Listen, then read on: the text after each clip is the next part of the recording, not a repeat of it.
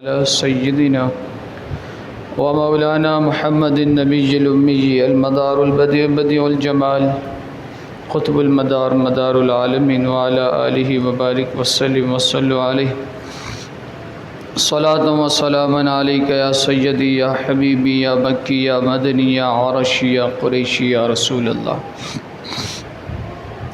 بلغ العلا بکمالہ کشف الدجا بجمالہ حسنت جمیع خصالہ صلوا علیہ وآلہ لا يمکن الثناء کما کان حقہ بعد از خدا بزرگ تو ہی قصہ مختصر غوث اعظم بمن بے سر و ساما مدد غوث اعظم مدد غوث اعظم بمن بے سر و ساما مدد قبلہ دی مدد کعبہ ایما مدد بحق خواجہ عثمان ہارون مدد کن یا معین الدین چشتی مدد کن یا معین الدین چشتی مدد کن یا امام ابو الحسن شاذلی۔ رب کریم کا فضل اور اس کی توفیق سے وہ خوش نصیب حضرات جو الحمدللہ جن کی عادت یہ ہو چکی ہے کہ اللہ کے فضل سے وہ جمعے کے دن سب سے پہلے آنے کی کوشش کرتے ہیں اور اس نیت کے ساتھ کہ تاکہ دین سیکھا جائے، قرآن و حدیث کو سیکھا جائے اور اس پر عمل کرنے کی کوشش کی جائے۔ لازمی سی بات ہے، پہلا اسٹیپ سیکھنا ہی ہے، پہلا اسٹیپ علم ہی ہے۔ علم ہوگا تو عمل ہوگا اور پھر عمل ہوگا تو پھر اخلاص ہوگا۔ علم نہیں ہوگا تو عمل نہیں ہوگا۔ تو اللہ کریم آپ تمام احباب کو دونوں جہاں کی برکت عطا فرمائے۔ بات یہ کہ مثنوی شریف کے اندر مولانا روم علیہ رحمہ ایک واقعہ نقل فرماتے ہیں۔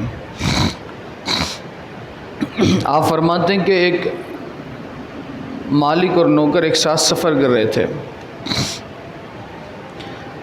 تو دوران سفر اذان کی آواز آنے لگی تو نوکر جو ہے مالک سے کہنے لگا، باس مجھے اجازت دیں، سیٹھ مجھے اجازت دیں کہ میرا بلاوا آ گیا ہے۔ میرا کیا آ گیا؟ بلاوا ہو گیا ہے۔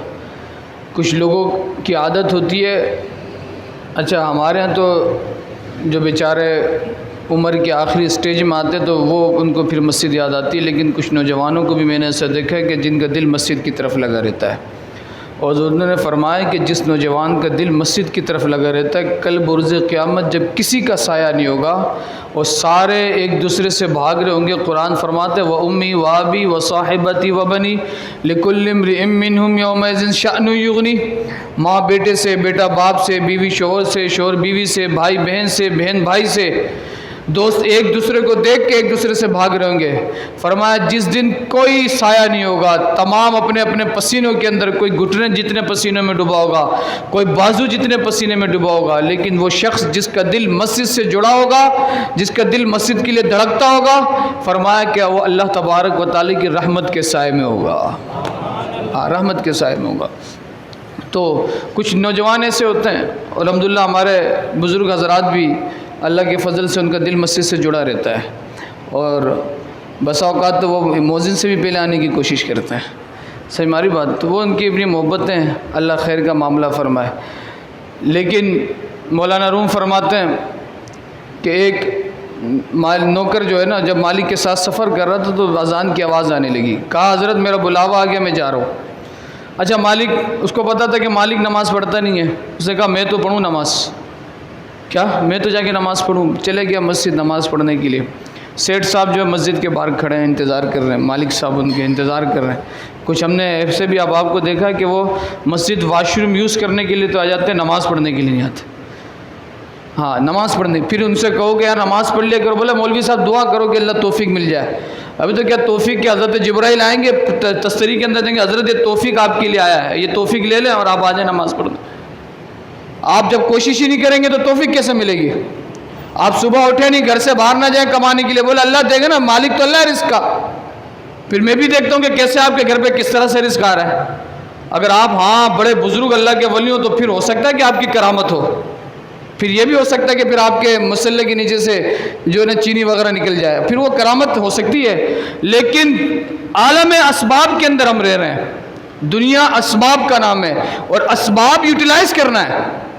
اور اللہ قرآن میں فرماتا ہے وَأَلَّيْسَ لِلْإِنسَانِ إِلَّا مَا سَعَىٰ، انسان کو وہی ملتا ہے جس کے لیے وہ کوشش کرتا ہے.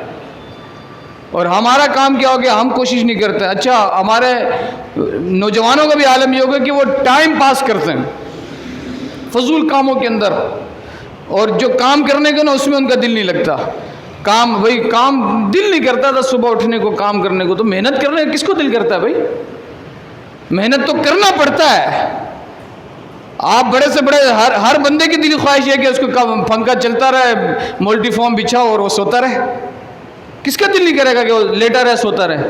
لیکن کرنا پڑتا ہے. توفیق اس چیز کا نام تھوڑی ہے کہ کوئی آسمان سے اترے گا اور آپ کے ہاتھ پکڑ کے آپ کو ہاتھوں سے وضو بھی کرائے گا اور پھر کہے گا حضرت ایک کپڑا بھی پہنے، چلیں آئے میں آپ کو اپنے کندھوں میں اٹھاتا ہوں اور مسجد لے کے جاتا ہوں اور پھر آپ کو بتاتا ہوں. میرے بھائی جب آپ اپنا پہلا قدم اٹھائیں گے اور آپ اپنے دل پہ اور اپنے دل کو قابو کریں گے کہ نہیں مجھے نماز پڑھنی ہے، اور آپ باوضو رہنے کی اپنے آپ کو عادت بنائیں گے، تو پھر اللہ تبارک و تعالیٰ بھی آپ کو توفیق عطا فرمائے گا. کیا فرمایا؟ ان الذین قالوا ربنا اللہ، جو لوگ کہتے ہیں اللہ ہمارا رب ہے، ثم استقاموا، پھر استقامت کے ساتھ اس پہ قائم ہو جاتے ہیں، ڈٹ جاتے ہیں، تو اللہ فرماتا ہے تتنزل علیہم الملائکہ، اللہ تبارک و تعالیٰ ملائکہ اور فرشتوں کی نزول فرماتے ہیں ان پر. پھر مدد رب جاری کرتا ہے. مدد تب ملتی ہے نا جب آپ کوششیں نہ کریں تو مدد کیسے ملے گی؟ اور انسان کو رب فرما دیا اللہ نے، بالکل چاہے وہ کافر ہو چاہے مسلمان، ایک بالکل اس کا عمومی جملہ ہے. رب نے فرمایا انسان کو وہی ملتا ہے جس کے لیے وہ کوشش کرتا ہے. آج جو لوگ کوشش کر رہے ہیں ان کو مل رہا ہے. اب وہ الگ بات ہے کہ کوشش رائٹ وے پہ ہے یا رانگ وے پہ. آپ کی کوشش درست ہے یا آپ کی کوشش غلط ہے. اگر آپ کی کوشش جو ہے رانگ وے پر ہے، غلط وے پر ہے، تو لازمی سی بات اس کا عذاب ہے. اگر آپ کی کوشش رائٹ وے پر ہے، حلال پہ، تو پھر آپ کے لیے ثواب بھی ہے اور جنت بھی ہے. پھر آپ کے لیے ثواب بھی اور جنت بھی ہے. تو مولانا روم علیہ رحمہ فرماتے ہیں کہ جب وہ نوکر نماز پڑھنے کے لیے اندر گیا، وہ مالک گیٹ پہ بیٹھا ہوا ہے، انتظار کر رہا ہے کہ میرا نوکر واپس آئے گا تو آگے کے سفر جاری کریں گے. تو لوگ نکلنے لگے مسجد سے، وہ نکلا نہیں. وہ دروازے پہ آگے کہنے لگا بھائی کیا ہو گیا؟ سارے لوگ نکل کے چلے گئے، آپ نہیں آتے باہر؟ آپ کو کس نے باہر آنے سے روکا ہے؟ سارے نمازی نماز پڑھ کے جا رہے ہیں اور آپ ہیں کہ آپ آتے نہیں ہیں باہر؟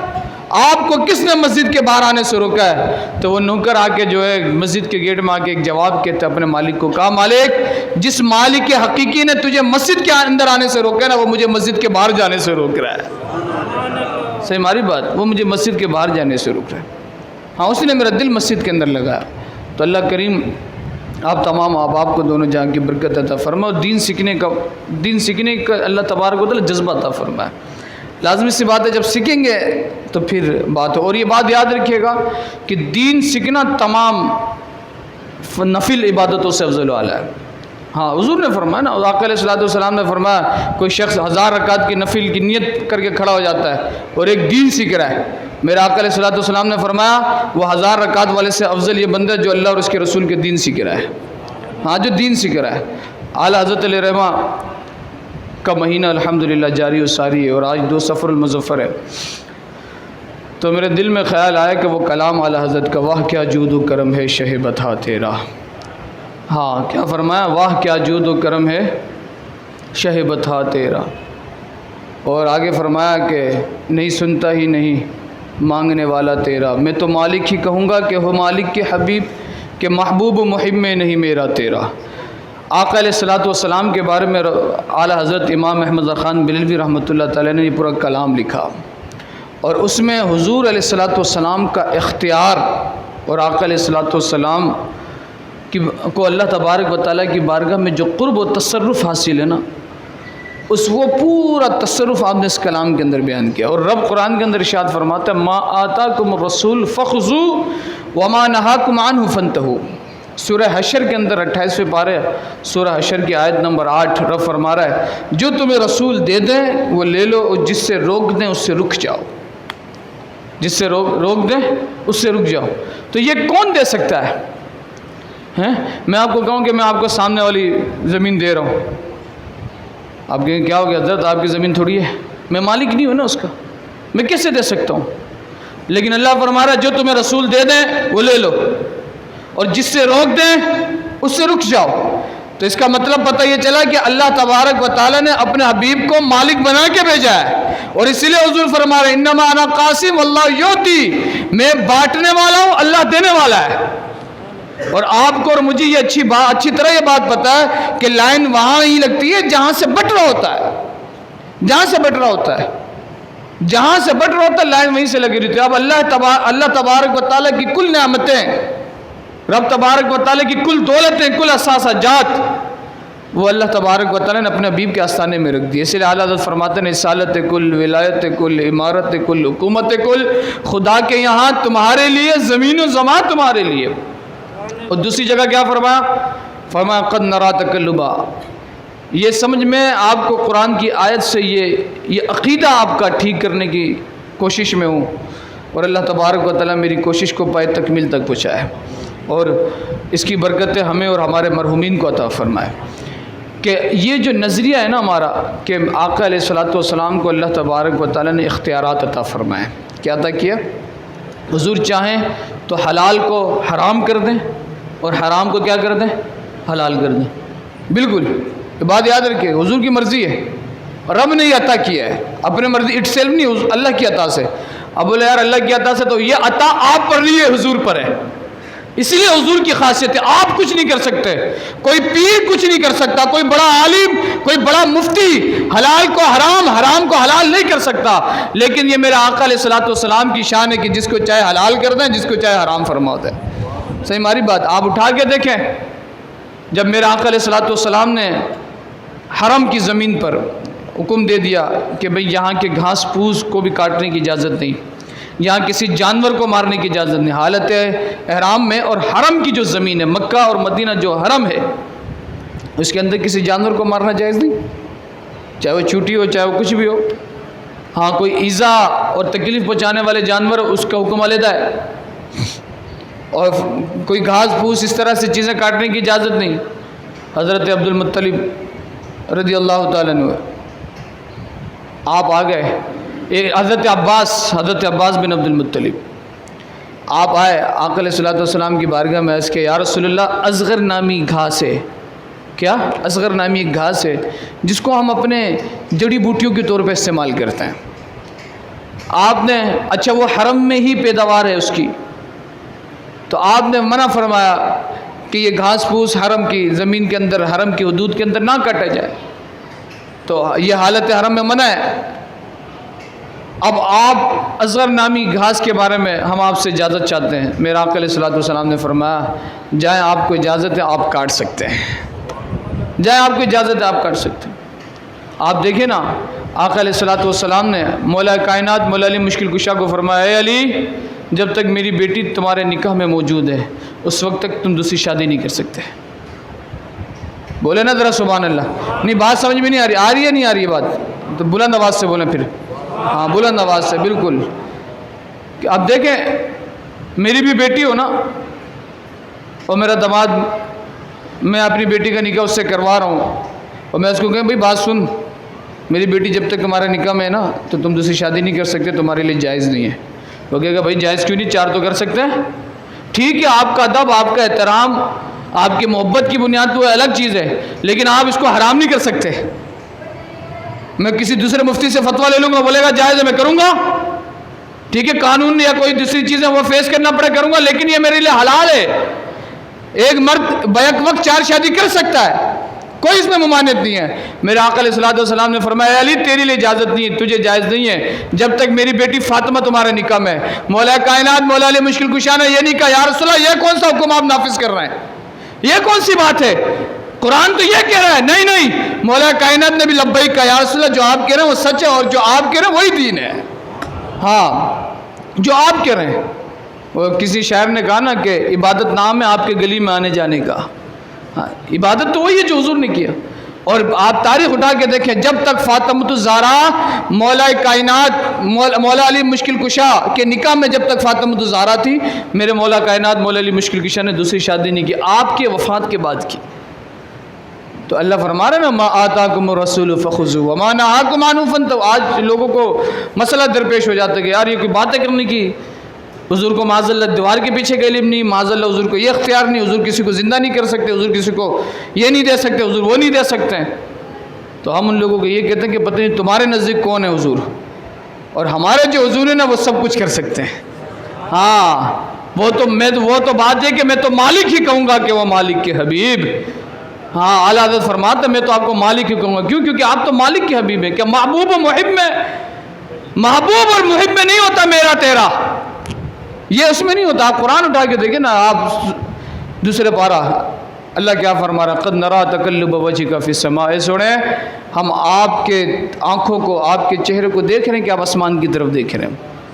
قد نرا تقلب وجهک فی السماء فلنولینک قبلۃ ترضاها. اے محبوب ہم ضرور اس کو بنا دیں گے. نولینک، اس کے اندر کئی تاکیدی جملے موجود ہیں. نون بھی تاکید کے لیے، لام بھی تاکید کے لیے. اگر میں صرف پہ بحث کروں تو پھر بات کہیں اور چلے جائے. ہاں نون تاکید بلند، اور پھر نون مشدد، ہاں نون ثقیلہ. جو بچے بیٹھے ہوں وہاں سے مسکرا رہے ہو، صحیح ہماری بات. تو یہ ایک الگ بحث ہے، پھر وہ آپ کے سروں سے اوپر سے گزرے گا. پھر آپ کہیں گے یار مفتی صاحب بڑے مشکل باتیں کر رہے ہیں. لیکن اللہ تبارک و تعالیٰ اس کے اندر کئی، اس لفظ کے اندر تاکیدی لفظ استعمال کر رہا ہے. فا بھی تاکید کے لیے، فلنولینک، ضرور ہم بنا دیں گے آپ کے لیے، قبلتن، اس کو قبلہ، ترضاہا، جس سے جو آپ پسند کر رہے ہیں، جس کو آپ پسند کر رہے ہیں اس کو قبلہ بنا دیں گے. خدا کی رضا چاہتے ہیں دو عالم. خدا چاہتا ہے، ہاں خدا چاہتا ہے رضا محمد. ساری دنیا رب کی رضا چاہتی ہے، لیکن رب کس کی رضا چاہ رہا ہے؟ آقا علیہ الصلوۃ والسلام کا. اور اس لیے فرمایا کہ اگر تم چاہتے ہو نا کہ میں تم سے پیار کرنے لگوں، قل ان کنتم تحبون اللہ فاتبعونی یحببکم اللہ وقالت الیہود والنصارى نحن ابناء اللہ واحباء. اللہ فرماتا ہے یہودی و نصارہ کہتے ہیں، کیا کہتے ہیں یہود و نصارہ؟ نحن ابناء اللہ، ہم اللہ کے بیٹے ہیں. واحباء، وہ ہم سے پیار کرتا ہے، ہم اس سے پیار کرتے ہیں. رب فرما رہا ہے محبوب اے سونے ان کو بتا دیں، یہ یہود و نصارہ کا اپنا دعویٰ ہے، یہ ان کی اپنی منطق ہے. اگر یہ چاہتے ہیں کہ اللہ ان سے پیار کرے تو فرمائے قل ان کنتم، اے محبوب آپ فرما دیجئے، تحبون اللہ، اگر تم چاہتے ہو کہ اللہ تم سے پیار کرے، فاتبعونی، تو تم مجھ سے پیار کرو، میری اتباع کرو، میرے پیچھے چلو. جب تم میری اتباع کرو گے، میرے پیچھے چلو گے، مجھ سے محبت کرو گے، تو پھر تمہیں یہ کہنے کی ضرورت نہیں ہوگی. تم ان چکروں سے پھر باہر نکل جاؤ، پھر اللہ تبارک و تعالیٰ تمہیں خود اپنا محبوب بنا لے گا. ہاں یحببکم اللہ، پھر اللہ تمہیں خود اپنا محبوب بنا لے گا.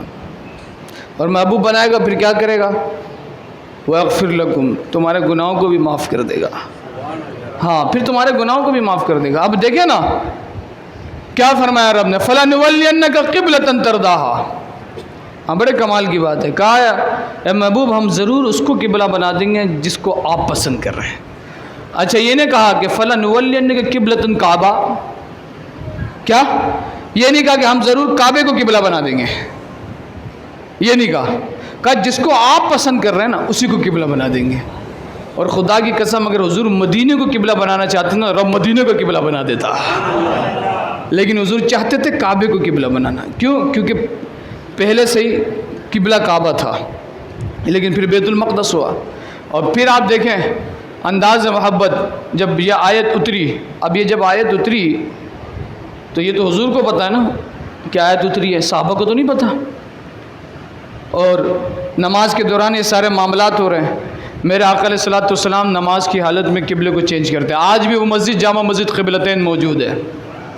ہاں اللہ ہمیں جانے کی توفیق عطا فرمائے، بار بار حاضر ہونے نصیب فرمائے. اور جو احباب گئے انہوں نے دیکھا ہے، یہ مکہ ہے نا تو قبلہ بیت المقدس کا قبلہ اس طرف ہے، بالکل اپوزٹ. یعنی اگر آپ کعبے کی طرف منہ کر رہے ہیں تو پیٹھ ہوگا اس طرف، اور بیت المقدس کی طرف منہ کر رہے ہیں تو پیٹھ ہوگا کعبے کی طرف. اور ادھر لگا ہوا مصلی بنا ہوا کہ بھئی ہذا قبلہ مسجد اقصی بیت المقدس. اب بالکل اپوزٹ ہے. اب میں یہاں پہ نماز پڑھا رہا ہوں اور میں فوراً سے اپنے آپ کو رخ چینج کرتا ہوں، مثال سمجھانے کے لیے بیان کر رہا ہوں. تو بھائی پیچھے لوگ نماز پڑھ رہے ہیں، میں فوراً ایسے، میں ذرا سا بھی ایسے کروں گا نا تو پھر پیچھے نمازی بولے یار امام صاحب تو ادھر ادھر دیکھ رہے تھے نماز میں. کیونکہ وہ اپنی نماز تھوڑی پڑھنے آتے، وہ امام صاحب کی مؤذن کی نماز چیک کرنے کے لیے آتے ہیں. کچھ اباب ایسے ہوتے ہیں میری بڑی عادت ہے، میں بڑا کھلا آدمی ہوں، بڑی کھلی بات کرتا ہوں. اب کسی کو مسئلہ ہو تو پھر وہ اپنے معاملات خود دیکھے، لیکن جو بات ہے کلیئر وہ بات ہے نا. آپ اندازہ کریں صحابہ نماز پڑھنے حضور کے پیچھے، حضور نے نا اپنا رخ چینج کر دیا نماز کی حالت میں، رخ چینج کر دیا. آج تو لوگوں کو مسئلہ ہے نا کہ حضور یہ نہیں کر سکتے، یہ نہیں دے سکتے. صحابہ کا یہ عقیدہ نہیں تھا، صحابہ کا یہ عقیدہ نہیں تھا. اور عقیدہ وہی کامیاب ہے جو صحابہ کے منہج اور نظریات پر ہو. آقا علیہ الصلوۃ والسلام نے اپنا رخ چینج کیا. پہلے مسجد اقصیٰ کی طرف، بیت المقدس کی طرف منہ کر کے نماز پڑھیں، اب بالکل اپوزٹ سلسلہ ہو گیا، بیت الکعبہ کی طرف آ گئے. اب صحابہ کے امتحان کا وقت آ گیا. اب صحابہ کے لیے تو سخت آزمائش تھا. آقا علیہ الصلوۃ والسلام نے تو نماز کی حالت میں اپنا چہرہ کعبے کی طرف کر لیا. اب تو معاملہ بالکل اپوزٹ، اب تو گھوم کے پیچھے آنا ہے. اب کیا کرنا ہے؟ یہاں سے وہاں، پھر وہاں والے ادھر. یہ تو گھوم کے پیچھے آنے والی بات ہو گئی. اور نماز کی حالت میں تو بات کرنا بھی منع ہے، ادھر ادھر ایسے بھی کرنا منع ہے. اب یہ کیا معاملہ؟ صحابہ نے ادھر ادھر نہیں دیکھا. صحابہ نے کہا جس طرف حضور ہیں اسی طرف جا رہے ہیں. ہاں اسی طرف ہو گئے. نماز سے میرا آقا علیہ الصلوۃ والسلام نے سلام پھیرا. میرے حضور نے پوچھا ہے صحابہ مجھ پہ تو آیت نازل ہوئی تھی، اللہ نے قبلہ بنا دیا کعبے کو، میں نے اس لیے اپنا چہرہ نماز کی حالت میں ادھر پھیر دیا، لیکن تم پر تو کوئی وحی نازل نہیں ہوئی، تمہیں کیسے پتہ چلا؟ تو صحابہ کھڑے ہوئے کہا یا رسول اللہ ہمیں یہ تھوڑی پتہ تھا کہ اللہ ہے یا نہیں، ہم تو اللہ کو جانتے بھی نہیں تھے. آپ نے کہا اللہ ہے تو ہم نے کہا ہے، آپ نے بتایا نماز ہے تو ہم نے نماز پڑھنا شروع کر دیا. یا رسول اللہ دین سیکھا ہی آپ سے، تو ایسا کیسے ہو سکتا ہے؟ آپ ادھر جائیں ہم ادھر جائیں، جدھر آپ جائیں گے آپ کے پیچھے پیچھے آئیں گے. صحیح ہماری بات، جدھر آپ جائیں گے آپ کے پیچھے پیچھے آئیں گے. اپنے مرضی کا دین نہیں لے کر آئیں گے. جیسا آج کچھ ملا پیدا ہو گئے نا، نیٹ کے اندر آ جاتے ہیں اور یوٹیوب کے اندر چینل بڑے بڑے بنا کے اور ساروں سے ہاتھ ملا کے جوڑنے کی کوشش کر رہے تھے. ساروں کو لے کے چلیں گے، وہ ساروں کو لے کے نہیں چلنا ہوتا، اللہ اور اس کے رسول کے ساتھ چلنا ہوتا ہے. ہاں جس منہج پہ، جس طریقے پہ رب اور اس کا رسول راضی ہے اسی طریقے پہ چلنا ہوتا ہے. اب کوئی آئے یا نہ آئے، اہدنا الصراط المستقیم جب فرمان ہے کہ سیدھے راستے پہ آ جاؤ. اللہ خود فرما رہا. آج لوگ پریشان ہو جاتے ہیں، یار یہ سیدھا راستہ کون سا ہے؟ وہ بول رہا ہے یہ والا بھی سیدھا ہے، وہ بول رہا ہے یہ والا بھی سیدھا ہے، وہ بول رہا ہے یہ والا بھی سیدھا ہے. ان کے بولنے پہ نہیں جائیں. ہاں کسی کے بولنے نہیں یہ سیدھا سیدھا. ہم اللہ سے پوچھ لیتے کون سا سیدھا ہے. بھئی ہمیں اللہ تبارک و تعالیٰ کو دیکھنا ہے نا. ہمیں مولوی کی سننی ہے، مولا کی سننی ہے. ہاں مولا کی، اور اسی مولوی کی سننی ہے جو مولا کی سن رہا ہو. اسی کا ادب و احترام لازمی ہے، اسی کی عزت ہے، اسی کی تعظیم ہے. اور وہی عالم قابل قبول ہے جس کے دل میں آقا علیہ الصلوۃ والسلام کی محبت نہیں، جو حضور سے پھرا ہوا تو پھر وہ در در سے پھر جائے. جو تیرے در سے یار پھرتے ہیں در بدر یوں ہی خار پھرتے ہیں. ہاں اعلیٰ حضرت فرمایا جو تیرے در سے یار پھرتے ہیں در بدر یوں ہی خار پھرتے ہیں. وہ پھر در بدر، اور جو حضور کے در سے نہیں. آپ دیکھیں نا امام شاہ احمد نورانی لے رہا ہے باتیں، تو آج میرا بڑا دل کر رہا ہے کہ ان موضوعات پہ بات کروں. مولانا عبدالستار خان نیازی ختم نبوت کی جو آرڈیننس اور قانون پیش کیا ان علماء نے، ان ہمارے اکابر علماء نے. تو مولانا عبدالستار خان نیازی جو ہے نا، جب یہ قانون ختم نبوت پیش ہو گیا تو اس کے بعد آپ لندن گئے 3-4 سال کے بعد. تو لندن میں ایک شخص سے آپ کی ملاقات ہوئی، مولانا عبدالستار خان نیازی علیہ رحمہ کے. تو وہ شخص کہنے لگا یہ در بدر یوں خار پھرتے ہیں اس کے اوپر کہ ہمارے جو لوگ جنہوں نے ہمارے علماء نے جو اپنی بولی آقا علیہ الصلوۃ والسلام کی بارگاہ میں لگا دی اور وہاں بک گئے، تو وہاں ایسے بکی کہ پھر کوئی ان کو خرید نہ سکا. ہاں جب تک بکے نہ تھے تو کوئی پوچھتا نہیں تھا، آپ نے خرید کے انمول کر دیا.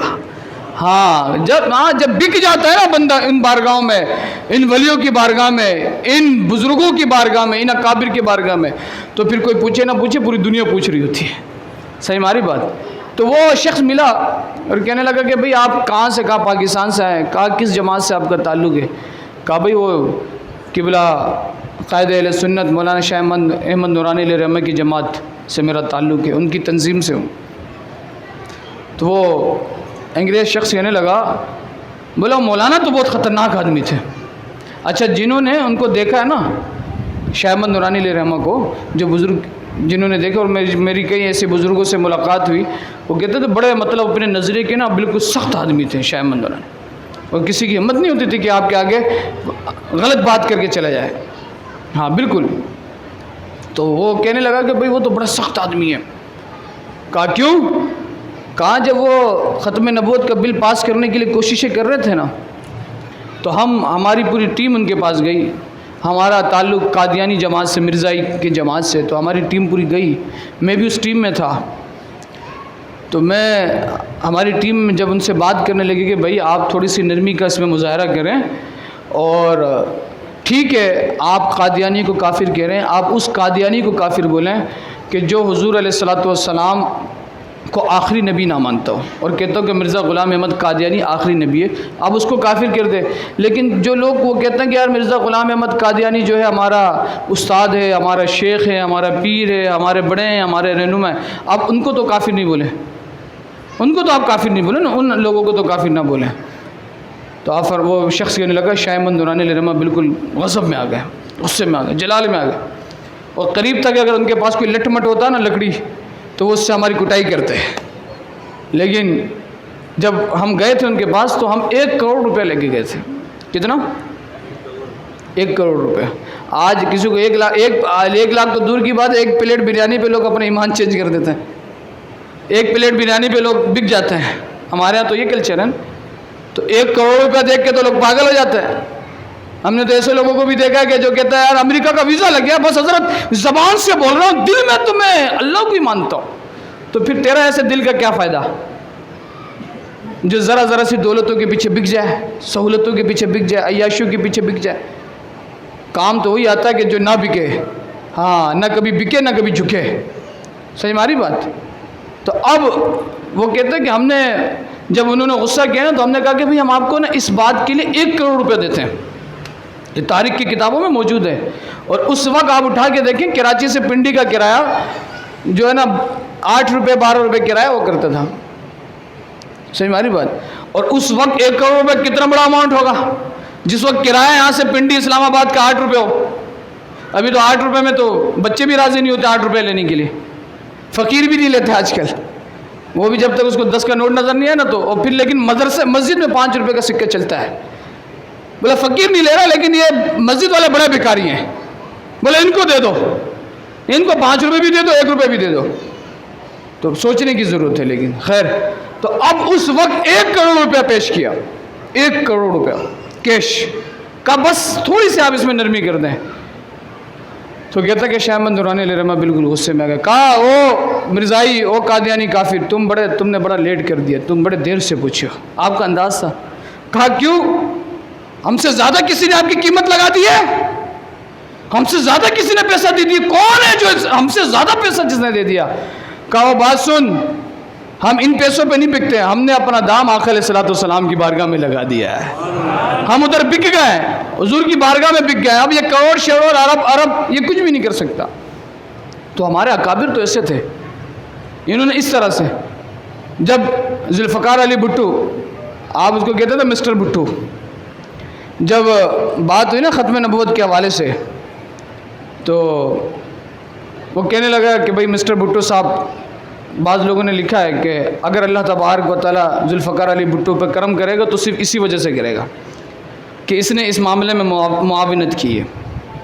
تو جب بات ہوئی نا، اب اس کو کوئی یہ نہ سمجھے کہ یہ سیاسی باتیں ہو رہی ہیں، وہ تاریخی بات ہو رہی ہیں. ابھی اس کو بھی آپ سیاست میں لے کر آ رہے ہو تو پھر بڑے افسوس کی بات ہے. تو اب مولانا شاہ احمد نورانی علیہ الرحمہ نے جب اور آپ کی ٹیم نے آپ سے باتیں شروع کی تو ذوالفقار علی بھٹو صاحب کہنے لگے مولانا صاحب یہ تو مسجدوں کا مدرسہ ہے، دارالافتاء کا مسئلہ ہے، کافر اور مسلمان کہنا، آپ اس کو پارلیمنٹ میں لے کر آ گئے، آپ اس کو پارلیمنٹ میں لے کر آ گئے، آپ اس کو اپنے دارالافتاء میں حل کریں، آپ اس کو جو ہے مسجدوں میں مدرسوں میں حل کریں. اس مسئلے کے لیے آپ نے پارلیمنٹ کو سر پہ اٹھایا ہوا ہے. تو شاہ احمد نورانی علیہ الرحمہ مسکرانے لگے. وہ فرمایا مسٹر بھٹو صاحب میری بات سنیں. کہا جی فرمائیں. کہا آپ پاکستان کے نومینیٹڈ وزیر اعظم ہیں، صدر ہیں، آپ کو قوم نے منتخب کیا ہے، آپ پھر آ کے سیٹ پہ بیٹھے ہیں. کہا بالکل.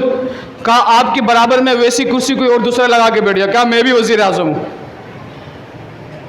دیکھیں انداز ہے کہ ہمارے اکابر کا جیسا بندہ ویسی بات سمجھانے کا انداز. بڑے تھے یہ لوگ.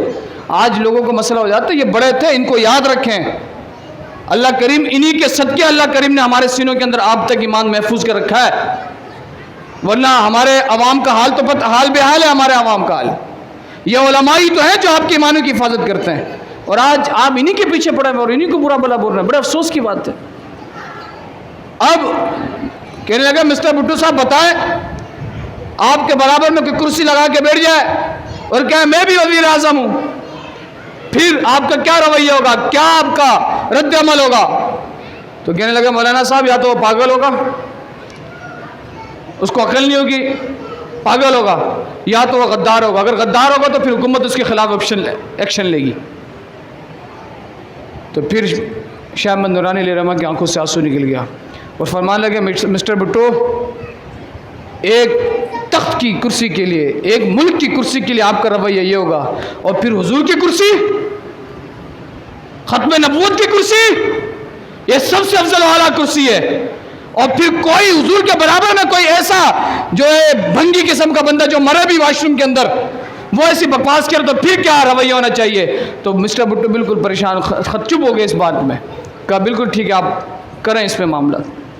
اور پھر اینڈ میں جب یہ معاملات ہونے لگے نا, تو کہنے لگے آپ علامہ شاہ احمد نورانی علیہ رحمہ کو, کہا حضرت یہ بتائیں اگر قانون پاس نہیں ہوتا, بل پاس نہیں ہوتا اور ان کو کافر نہیں ڈکلیئر کیا جاتا, یہ بات یاد رکھیں, قادیانی صرف پاکستان کے اندر کافر نہیں ہے, شام کے اندر, عراق کے اندر, افغانستان کے اندر, ترک کے اندر, جتنے تقریباً مسلم کنٹریز ہیں اس کے اندر یہ آرڈیننس پاس ہے کہ قادیانی کافر ہے.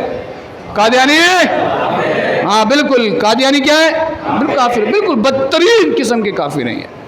ہاں آج ہمارے لوگوں کو ان کو کافر بولنے میں بھی ٹینشن ہو رہی ہوتی ہے کہ یار ان کو کافر بول دیں گے تو لوگ ہمارے زندگی کے راستے تنگ ہو جائیں گے. زندگی کے راستے تب تنگ ہو جائیں گے جب آپ اللہ اور اس کے رسول کو چھوڑ دیں گے. ہاں اللہ اور اس کے رسول کو آپ نہیں چھوڑیں گے اور ان کے دامن سے وابستہ رہیں گے تو خدا کی قسم زندگی کے راستے پوری دنیا تنگ کر دے, رب آپ کے لیے آسانی کے راستے کھول دے گا. فرمایا وَمَن يَتَّقِ اللَّهَ يَجْعَل لَّهُ مَخْرَجًا وَيَرْزُقْهُ مِنْ حَيْثُ لَا يَحْتَسِبُ, اللہ اس کو وہاں سے رزق دے گا جہاں اس کا گمان بھی نہیں جاتا ہوگا. سمجھ ہماری بات؟ تو یہ صرف پاکستان کے قانون کے تحت نہیں, تقریباً ممالک کی جو مسلم ممالک کنٹریز ہیں ان کے تحت ایک کافر ہیں. سمجھ ہماری بات؟ تو جب یہ بات کہی نا کہ حضرت بتائیں اگر قانون پاس نہیں ہوا, بل پاس نہیں ہوا, لازمی سی بات ہے اسمبلی میں آئے گا, پھر اس پہ گفتگو ہوگی, اس پہ معاملات ہوئیں گے, پاس ہوا یا نہ ہوا تو پھر کیا ہوگا؟ تو شاہ احمد نورانی علیہ رحمہ نے فرمایا حضرت بات سن لیں, میرے رگوں میں جو خون دوڑتا ہے نا وہ حضرت ابوبکر صدیق کا دوڑتا ہے. ذرا بلند آواز سے, کیونکہ آپ صدیقی ہیں نا. ہاں آپ بالکل صدیقی ہیں, آپ کے نسل کا تعلق حضرت ابوبکر صدیق کے گھرانے سے ہے. سمجھ میں آئی بات؟ بالکل. کہا میرے رگوں میں جو خون دوڑا ہے نا وہ ابوبکر صدیق کا دوڑا ہے. اور پھر اگر آپ نے ٹیبل ٹاک کے ذریعے افہام و تفہیم سے معاملہ حل نہیں کیا تو پھر ہم عشاق رسول اور حضور کے لیے مرنے والے, جینے والے, پھر ہم مارنا بھی جانتے ہیں اور اپنی جانوں کے نذرانہ پیش کرنا بھی جانتے ہیں. اور پھر ہم وہ کام کریں گے جو ابوبکر صدیق نے کیا. کیا کیا؟ کہا آپ نے دیکھا نہیں کہ حضرت ابوبکر صدیق نے جنگ یمامہ میں مسلمہ کذاب کے خلاف کتنا بڑا لشکر تیار کیا تھا اور اس کو جہنم میں پہنچا کے آئے تھے. پھر ہم سے مت کہیے گا کہ فساد ہو رہا ہے, پھر ہم اس کے سارے لوگوں کو جہنم میں پہنچا کر آئیں گے. تو مسٹر بھٹو صاحب نے جب یہ جملہ آپ کا تاریخی سنا تو کہا حضرت آپ پریشان نہ ہو, انشاءاللہ ہم اس پہ قانونی طریقے پہ ورکنگ کریں گے. اور پھر قانونی طریقے سے آج ڈکلیئر کیا گیا. ورنہ تو یہ چاہیے تھا کہ آج اس بات کو یہ اپریشیٹ کرتا کہ یار ہماری پارٹی اور ہمارے لوگوں نے یہ کام کیا, لیکن بس معذرت کے ساتھ منہ چھپائے بیٹھے ہیں. اس پہ وہ لینا ہی نہیں چاہ رہے ہیں کہ بھئی اس پہ ان کو انعامی تمغہ ملے. بھئی یہ تو اتنا بڑا کام تھا, ختم نبوت کے اوپر اتنا بڑا کام تو انہوں نے کیا, اس کو تو یاد کرتے ہیں, ڈے سیلیبریٹ کرتے ہیں, مناتے ہیں. لیکن کہا یہ تو بڑا مسئلہ ہوگا, یہ تو بولے نہیں, اس بات کو تو ذکر ہی نہیں کری. اب مولوی بیچارے کر رہے ہیں, ان کو بھی پکڑو, ان کو بھی منہ پہ تالا لگاؤ کہ یہ بھی نام نہ لیں اس بات پہ. سمجھ ہماری بات؟ تو بات یہی ہے میرے بھائی, میں آپ کو ایک بات بتا دوں, جب تک اللہ اور اس کے رسول میں سیدھی سی اور ایک چھوٹی سی بات ہے, اگر آپ کو اپنی قبر کی فکر کرنی ہے, آپ چاہتے ہیں کہ آپ کی قبر ٹھیک ہو جائے, اعلیٰ حضرت فرماتے ہیں نا ہم رسول اللہ کے, جنت رسول اللہ کی, دیکھنی حشر میں عزت رسول اللہ کی. اور حشر میں کیا, جن لوگوں نے اخلاص کے ساتھ اپنے آپ کو حضور کی بارگاہ میں پیش کر دے ان کے جنازے شاہد ہیں. ہاں ان کے جنازے ہو، چاہے عالم ہو چاہے غیر عالم ہو، وہ چاہے ممتاز قادری ہوں، چاہے وہ قبلہ بابا جی خادم حسین رضوی ہوں، چاہے وہ شاہ تراب الحق قادری کا جنازہ ہو، چاہے انڈیا میں تاج الشریعہ کا جنازہ ہو، چاہے وہ مفتی سرفراز احمد نعیمی کا جنازہ ہو، جتنے بھی، ہاں چاہے وہ غازی عالم الدین کا جنازہ ہو. صحیح ہماری بات کہ اٹ سیلف عالم نہیں ہے، حافظ نہیں ہے، لیکن آقا علیہ الصلوۃ والسلام کے عاشق اور ایسے کٹر عاشق اللہ تبارک و تعالیٰ نے ان کے جنازوں سے فیصلہ کروا دیا. اور اعلیٰ حضرت علیہ رحمہ یہی تو بات فرماتے ہیں. جب آپ سے پوچھا گیا نا، کسی نے پوچھا کہ حضرت ماشاءاللہ اتنا علم آپ کے پاس، اتنا دستر، آج بھی میں آپ کو بات بتا دوں، اگر آپ فتاوی رضوی آپ کے سامنے رکھ دیا جائے نا تو بڑے بڑے اس کو پڑھ نہیں پاتے ہیں فتاوی رضویہ. اور میں نے مطلب علماء میں بھی میں نے ایسا دیکھا ہے معاملہ، کیونکہ میرا تو تعلق پڑھنے اور پڑھانے سے ہے الحمدللہ. ہاں مفتی کورس پڑھا رہا تو مجھے پتہ ہے. تو جو فیلڈ جو تدریس کر رہے ہیں باقاعدہ تخصص فی الفقہ کی، تو وہ تو سمجھ لیتے ہیں. مفتی کورس پڑھانے والے وہ تو پھر بھی سمجھ لیتے ہیں، سمجھا دیتے ہیں. لیکن فتاوی رضویہ بندہ پڑھ بھی نہیں سک رہا ہوتا، سمجھنا تو دور کی بات ہے، وہ پڑھ نہیں سکتا. اتنا آپ دیکھیں نا اعلیٰ حضرت علیہ رحمہ کا علم، ایسے نہیں ہم اعلیٰ حضرت کہتے ہیں. اعلیٰ حضرت، آج اعلیٰ حضرت کا نام کیوں اتنا لوگوں کی زبانوں میں ہے؟ صرف اسی وجہ سے کہ اعلیٰ حضرت علیہ رحمہ خود فرماتے ہیں کہ لوگوں، اللہ تبارک و تعالیٰ نے جو مجھے عزت دی، شہرت دی، بقا دیا، جو بھی کچھ دیا، میرا کچھ بھی نہیں تھا. اللہ تبارک و تعالیٰ نے جو کچھ دیا حضور کے صدقے دیا. اور فرمایا میں یقین سے کہتا ہوں کہ اگر تم میرے دل کے 2 ٹکڑے کرو گے تو ایک ٹکڑے پہ لا الہ الا اللہ لکھا ہوا پاؤ گے، دوسرے میں محمد رسول اللہ لکھا ہوا پاؤ گے. دوسرے میں محمد. میں اور آپ یہ دعویٰ نہیں کر سکتے. ہاں ہم دعویٰ کرنے جائیں گے نا، اگر ضمیر زندہ ہوگا تو دل میں سوچیں گے یار یہ بہت بڑی بات ہو. کچھ لوگ تو ایسے ہو گئے، ان کے ضمیر ایسے مردے ہو گئے، وہ بڑی بڑی دعوے کر لیتے ہیں، بڑی بڑی باتیں کر لیتے ہیں. ہاں اور حقیقت میں ہو یا نہیں اب اللہ جانے، وہ جانے. صحیح ہماری بات. تو یہ عشق رسول اللہ ہے. اور یہ بات یاد رکھیے گا اپنے ذہنوں میں، اپنے دماغوں کے اندر یہ بات فکس کر لیں کہ جب تک آقا علیہ الصلوۃ والسلام کی محبت آپ کے دلوں میں، رگوں میں، دماغوں میں بیٹھ نہ جائے، اور حضور سے بڑھ کر کسی سے آپ کو محبت نہ ہو، اور حضور سے بڑھ کر، حضور کے دین سے بڑھ کر کسی کی بات آپ کو سمجھ میں نہ آتی ہو. عمل ایک دوسرا سٹیپ ہے. لیکن آج ہمارے لوگوں کے نظریات یہ ہو گئے کہ یار یہ دین کی بات ہے، بس مسجد تک رکھو. ہم تو ادھر سیاست کرنے کے لیے آئے ہیں، ہم تو ادھر کاروبار چلانے کے لیے آئے ہیں، ہم تو ادھر تحریکیں چلانے کے لیے آئے ہیں. ایسی تحریکیں، ایسی تنظیمیں کس کام کی ہیں کہ جس میں رسول اللہ کی بات کرنا ہی مسئلہ ہو، حضور کا نام لینا ہی مسئلہ ہو، اور پھر صرف اس میں لگا دیا بس نمازیں پڑھ لیں، روزہ رکھ لیں. کیونکہ اس میں تو کوئی مسئلہ نہیں ہے نا، مسجدیں بنانے میں تو کوئی مسئلہ نہیں، نمازیں پڑھنے میں تو کسی کا کوئی اختلاف نہیں. وہ تو قادیانی بھی پڑھ لیں، سارے پڑھ لیں. اصل بات تو یہ کہ حضور کی محبت، حضور کا دین، نفاذ اسلام، دین کا نفاذ، آقا علیہ الصلوۃ والسلام کی محبت، ادھر آ کے مسئلہ ہو جاتا ہے. اور یہ بات کریں گے تو پھر تو بات ہونی ہے. تو یہ بات یاد رکھیے کہ سب سے پہلے قبر میں جو سوال ہوگا وہ ایمان ہی کا ہوگا. کس کا ہوگا؟ بولے نا سارے ملے، کس کا ہوگا؟ ایمان کا ہوگا. کیا پوچھا جائے گا؟ من ربک، ما دینک، ما تقول فی ھذا حق الرجل. بتا تیرا رب کون ہے. اور اگر اللہ تک بات تھی تو بات ادھر ختم ہو جاتی. صوفیہ لکھتے ہیں، فرمایا نا اللہ اللہ کرنے سے اللہ نہیں ملتا، اللہ والے ہوتے ہیں جو اللہ سے ملا دیتے ہیں. اللہ پہ بات ختم ہو جاتی. من ربک، بھائی کوئی بندہ ہے مجھ سے محبت کرے، مجھے مانے، ٹھیک ہے بھائی مولوی صاحب کو مانے نہ مانے، لیکن میں کہا یار تو مجھ سے پیار کرتا ہے، مجھ سے محبت کرتا ہے، ضروری ہے کہ تو مولوی صاحب سے بھی پیار کر. وہ بولے حضرت پیار آپ سے کرنے کے لیے آپ بلا وجہ مجھے ادھر گھسیٹ رہے ہیں. کہا من ربک، بات ختم ہو گئی. ادھر کہہ دیتا اللہ میرا رب ہے، کہا نہیں، ادھر بات نہیں ختم ہوئی. اور بھی سارے بولتے ہیں، عیسائی بھی بولتے ہیں، سارے کہتے ہیں. وہ ہے نا امام شافعی رحمۃ اللہ تعالی علیہ سے ایک کسی نے سوال کیا، عیسائی نے، کہ بھائی حضرت عیسیٰ علیہ السلام تم تو لوگوں کو زندہ کرتے تھے، مردے کو زندہ کر دیتے تھے، آقا علیہ الصلوۃ والسلام کے متعلق آپ بتائیں، حضور نے کسی کو زندہ کیا، حضور کو یہ طاقت عطا تھی؟ تو امام شافعی رحمۃ اللہ تعالیٰ نے بڑا پیارا جواب دیا. آج کچھ لوگ یہ باتیں کرتے ہیں، ہمارے جو ہے کلمہ گو لوگ بھی اس طرح کی باتیں کرتے ہوئے نظر آتے ہیں.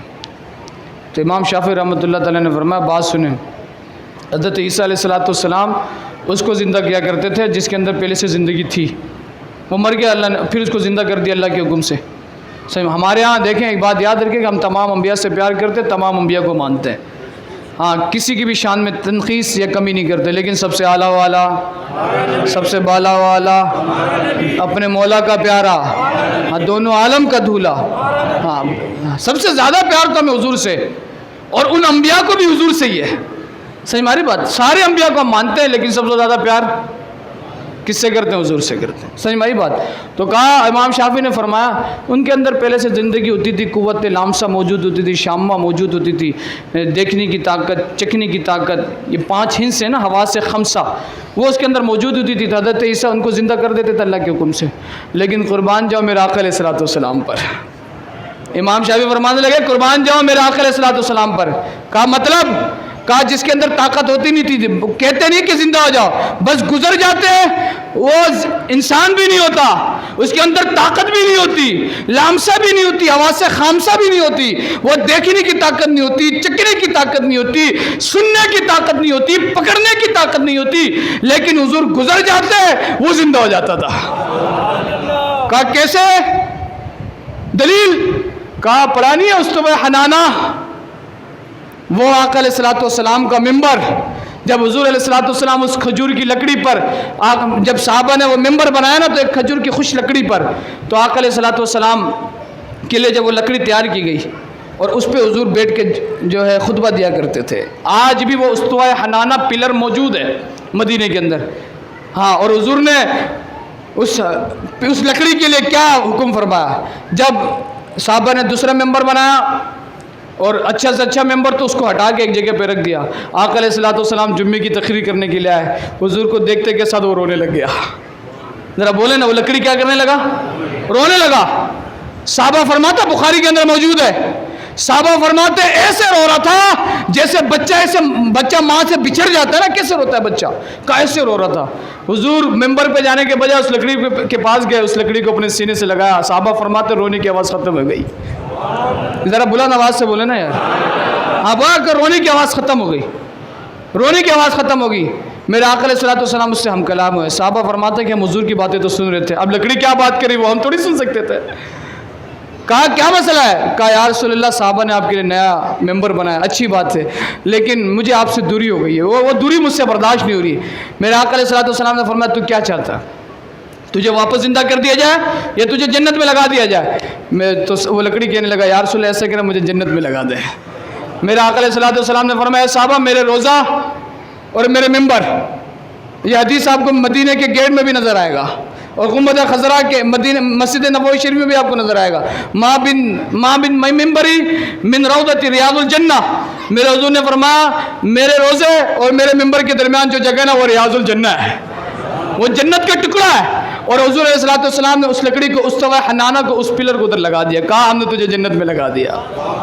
امام شافعی فرما رہے اس میں تو نہ چکنے کی طاقت تھی، نہ دیکھنے کی طاقت تھی، نہ بولنے کی طاقت تھی، نہ سننے کی طاقت تھی، وہ انسان تو تھا ہی نہیں۔ اچھا حضور نے فرمایا بھی نہیں زندہ ہو جا، یہ تو حضور کا فیض کہ حضور آئے اور حضور کے دیکھنے سے اس میں زندگی آ گئی، حضور کے گزرنے سے زندگی آ گئی، اندازہ کریں۔ تو امام شافعی فرماتے ہیں حضرت عیسیٰ علیہ السلام تو کہہ کے زندہ کرتے تھے، حضور تو صرف گزر جاتے تو زندہ ہو جاتے تھے۔ تو سامنے ہماری بات تو پھر بہت ہے، اور اس موضوع پہ تو ابھی بات اگر کریں تو اور کئی گھنٹوں بات ہو سکتی ہے، لیکن میرے بھائیوں اپنے تعلق کو حضور کے ساتھ جوڑو، اپنے بچوں کے دلوں میں حضور کی محبت۔ یہ کوئی بات ہے آج اتنے جو ہے ماڈرن دنیا کے اندر جہاں الٹرا ساؤنڈ بتا دیتا کہ پیدا ہونے والا بچہ یا بچی، یہ ایسے دور میں ہم رہ رہے ہیں جہاں بات یہاں سے بیٹھ کے آپ سیکنڈوں کے اندر امریکہ میں فون ملا کے بات کر لیتے ہیں اور ویڈیو دیکھ لیتے ہیں، اور اس دور میں آگے کہیں کہ نہیں حضور کو تو ادھر کا نہیں پتہ، حضور یہ نہیں جانتے تھے، حضور حاضر و ناظر نہیں، تو پھر بڑے افسوس کی بات ہے۔ پھر اس کو چاہیے کہ وہ بندہ رسول اللہ کا کلمہ پڑھنے کے بجائے کسی سائنس کا کلمہ پڑھ لے، کسی نیٹ ورک کا کلمہ پڑھ لے، کسی جیز کا پڑھ لے، یوفون کا پڑھ لے، اس کو نبی مان لے، معاذ اللہ کروڑ بار استغفر اللہ۔ پھر وہ کیا تیرے کو ضرورت ہے تو نے رسول اللہ کا کلمہ پڑھا؟ بچہ سوال نہیں کرے گا جو سائنس سے تعلق رکھتا ہوگا، کہا بھائی سائنس کے اندر تو یہ طاقت اور ہمارے نبی میں کوئی طاقت نہیں، لیکن جو کلمہ جس نے صحیح طریقے سے پڑھا ہو اور نظریاتی کلمہ پڑھا ہو اور اعلیٰ حضرت کے در سے پڑھا ہو، اعلیٰ حضرت کے غلاموں سے پڑھا ہو، تو وہ کہے گا یہ ساری چیز اپنے پاس رکھ، زمین و زمان تمہارے لیے، چنین و چنا تمہارے لیے، دہن میں زبان تمہارے لیے، ہم آئے وہاں تمہارے لیے، اٹھے بھی وہاں تمہارے لیے ہے، جسم میں جہاں تمہارے لیے، اور اس میں بس نہیں کیا، فرمایا اصالت کل، امامت کل، حکومت کل، ولایت کل خدا کے یہاں تمہارے لیے، اور فرمایا بخدا خدا کا یہی ہے در، نہیں اور کوئی مفر مقر جو وہاں سے ہو یہی یہاں کے ہو، جو یہاں نہیں تو وہاں نہیں۔ پھر بات یہ ہے تو پھر بندہ بچہ بولے گا نا کہ یار پھر تو سمجھنا چاہیے، اور لازمی سی بات ہے جیسا دور ہوتا ہے نا تو پھر نبی کو ویسے معجزات عطا کیے جاتے ہیں، اور میرے آقا علیہ السلام کو جو دو معجزے عطا کیے گئے، ایک سائنس سے ٹکرا رہا ہے، اور سائنس سے کیا ٹکرا رہا ہے، سائنس بھی آ کے حضور کے قدموں کے نیچے جو ہے نا لیٹا ہوا ہے اور حضور سے فیض حاصل کرے۔ سائنس کے اندر کیا ضرورت ہے، حضور نے ساری چیزیں بیان کر دی، ساری چیزیں بیان کر دی۔ آپ اٹھا کے دیکھیں ممبر رسول پہ حضور جلوہ فروز ہیں، صحابہ فرماتے کہ فجر سے لے کر ظہر تک، ایک روایت میں ظہر سے لے کر عصر تک آقا علیہ السلام نے خطبہ شروع کیا، صحابہ فرماتے ہیں ہم سن رہے ہیں، آقا علیہ السلام گفتگو فرما رہے ہیں، صحابہ فرماتے ہیں کہ ہم میں سب سے بڑا عالم وہ تھا، ہم اس کو سمجھتے تھے جو اس دن خطبے کی جس کے دماغ میں سب سے زیادہ باتیں یاد تھی، ہمارے نزدیک وہ سب سے بڑا عالم تھا۔ کہا وہ خطبہ کیا تھا؟ فرمایا عادت آدم علیہ السلام سے بھی پہلے سے لے کر سارے کی پیدائش سے لے کر قیامت تک کے سارے واقعات حضور نے بیان کر دیا ہے۔ ذرا بلند آواز سے، آدم سے لے کر قیامت تک، فرمایا نام تک حضور نے بیان کر دیا، 2021 میں کیا ہوگا، 2022 میں کیا ہوگا، قیامت کی نشانیاں کیا ہیں، قیامت میں کیا ہوگا، ایسا کون ہے ویسا کون ہے، سارا بیان کر دیا۔ اب جس کو جتنا یاد رہا، جس کو سب سے زیادہ یاد رہا، ہمارے نزدیک سب سے بڑا عالم وہی تھا۔ تو بات یہی ہے، اللہ تبارک و تعالی ہمیں عمل کی توفیق عطا فرمائے۔